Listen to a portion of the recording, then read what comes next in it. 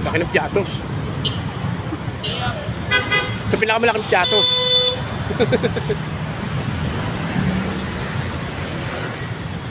Sabi ko na eh, malulunod ka dito pag ito nainom mo. Oh, laki no. Maganda yung challenge sa akin ngayon ah. Maghahanap tayo ngayon dito sa ano,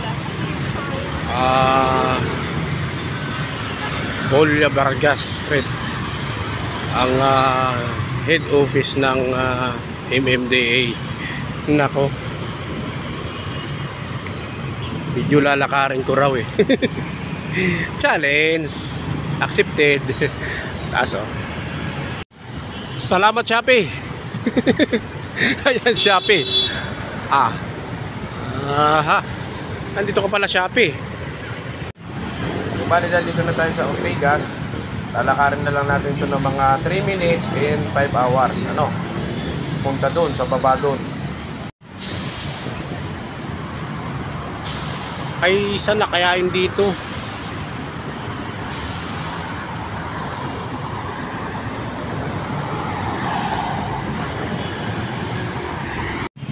Ayun. Naghahanap tayo ng nawawala. Nawawala yung ano, opisina. Malapit na ako. Ito daw lang gawing ibaba ng ano ng tulay. So waiting muna ako dahil marami sumadaan sasakyan. Ayun. Pwede na akong tumawid. Tawid muna tayo.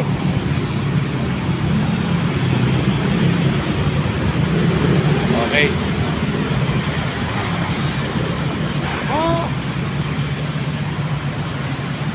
Lapit na. Ayun, so bali pupuntahan natin ay yung head office ng MMDA, ano. Oh. Sa mismo chairman tayo mag-submit ng isang tawag doon, travel permit, ano. Kaya kailangan natin pumunta doon. Malapit, lakad lang. Mula ang tawag dito, mula Shaw Boulevard, Babs paikot, yung lakad ko lang, no? Lakad lang. Tagtipid eh. At sa wakas, nakarating din. Ito na. Ang ganda naman ng building. Ano nga ba? Tama ba? Oo nga. Ito nga. Ito nga. Metropolitan Manila Development Authority. Ito nga. So punta tayo sa loob. Ayan. Laki pa na ng building nito. Ayan oh. At yun na, natapos na aking mission. Okay, pagpa-receive na rin. Kaya ito, problema ko ngayon paglalakad. Malayo na naman pabalik. Wala sakayan eh. So bukas ko nadadala itong pinareceive ko na documents. Dahil tawag dito, gabi na. Anong oras na? Alas 4 na. Dinabot sa opisina.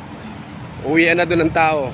Ayan, laki ng building na yan, no? MMDA, ano, head office. So walking na naman tayo. Ayan. Kapagod din. Pero okay lang. Basta may kita. Oo. Ganun lang talaga. Mahaba-habang lakarin. Pero mo hanggang doon sa Shaw Boulevard, lakad ko yun. Hanggang dito sa ano, Julia Vargas Street.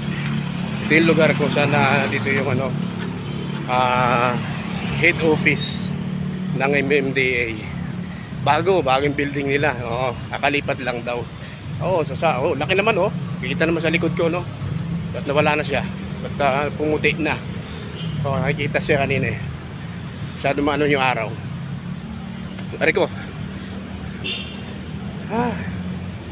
Pagod nito.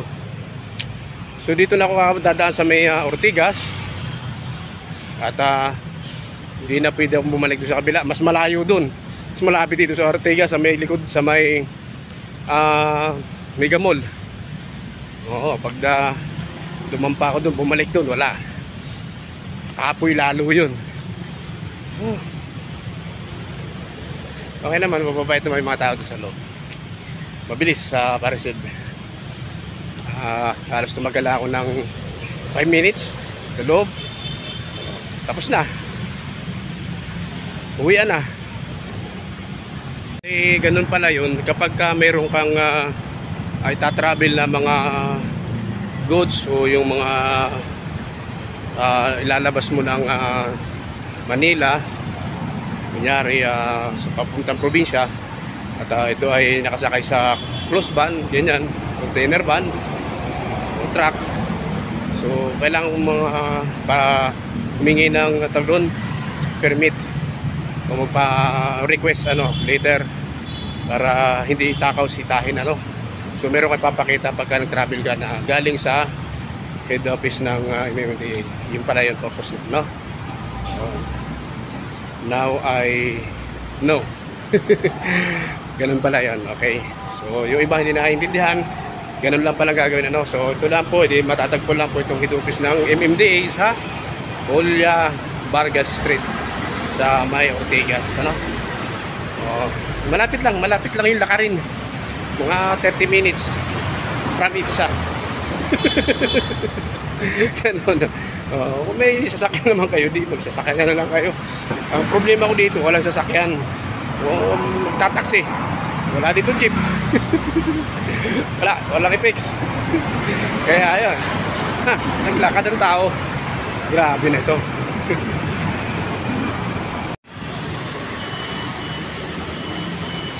Ito tayo sa likod ng Mega Mall. Ay maglalakad pa ako.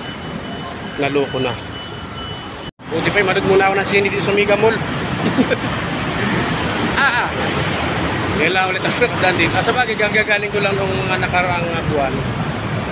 Di ba punta ko ng Shangri-La. Dito rin ako kasi sasakay ako ng carousel. Malayo din dito sa kayan Kaya lalakad, hirap dito pagka walang sasakyan ng iba. Kundi, magtataksi. Wala ditong jeep. Kaya lakad. Yan, ika nga patsagaan lang maglakad. Oo. Literal talaga, paglakad ako ng mga documents, mga papel. Clear. Grabe.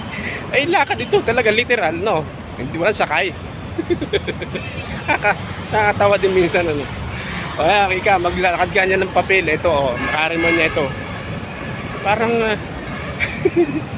hirap naman ng ganun lalakarin. Di ba pwede sumakay? Kaso nga ito literal nga maglalakad kasi walang sasakyan. Lupit. Kung pa makakasakay sa dulo, layo. Ikaw may bagyo.